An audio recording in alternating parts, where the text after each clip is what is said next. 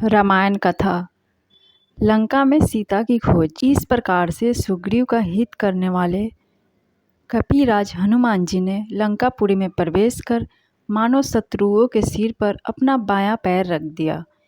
वे राजमार्ग का आश्रय ले उस रमणीय लंकापुरी की ओर चले। वहां पर स्वर्ण निर्मित विशाल भवनों में दीपक जगमगा रहे थे। कहीं नृत्य हो रहा था और कहीं सूरा पीकर मस्त हुए राक्षस अनर्गल प्राप्त कर रहे थे। हनुमान जी ने देखा कि बहुत से राक्षस मंत्रों का जाप करते हुए स्वाध्याय में तत्पर थे। कोई जटा बढ़ाए तो कोई बाल मुड़वाए। रावण के अनेक गुप्तचर भी उन्हें दृष्टिगत हुए। हनुमान जी ने नगर के सब भवनों तथा एकांत स्थानों को छान डाला, परंतु कहीं सीता दिखाई नहीं दी। अंत में उन्होंने सब ओर से निराश होकर रावण के उस राजप्रसाद में प्रवेश किया जहां लंका के मंत्री, सचिव एवं प्रमुख सभासद निवास करते थे। उन सब का भली भांति निरीक्षण करने के पश्चात वे रावण के अत्यंत प्रिय बृहशला की ओर चले। वहां की सीढ़ियां रत्न जटित थी। स्वर्ण निर्मित वातायन दीपों के प्रकाश से जगमगा रही थी। स्थान स्थान पर हाथी दांत का काम किया हुआ था। छतें और स्तंभ मणियों तथा रत्नों से जड़े हुए थे। इंद्र के भवन से भी अधिक सुसज्जित इस भव्य शाला को देखकर हनुमान जी चकित रह गए।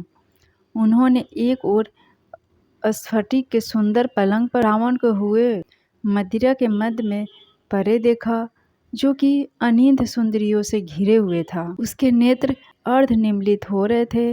अनेक रमणियों के वस्त्र भूषण अस्त व्यवस्थ हो रहे थे और वे सूरा के प्रभाव से अछूती भी नहीं थी। वहां भी सीता को न देखकर पवन सूत बाहर निकल आए।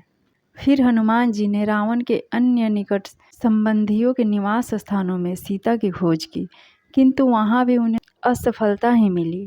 तत्पश्चात हनुमान ने रावण की पटरानी मंदोदरी के भवन में प्रवेश किया।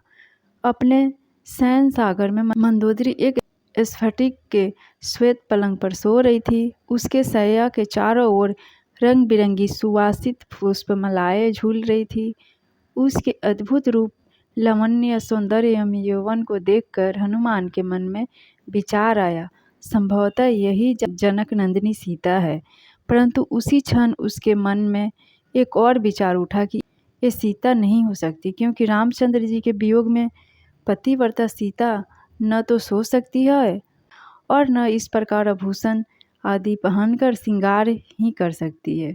अतएव यह स्त्री अनुपम लावण्य में होते हुए भी सीता कदापि नहीं है। यह सोचकर वे उदास हो गए और मंदोदरी के कक्ष से बाहर निकल आए।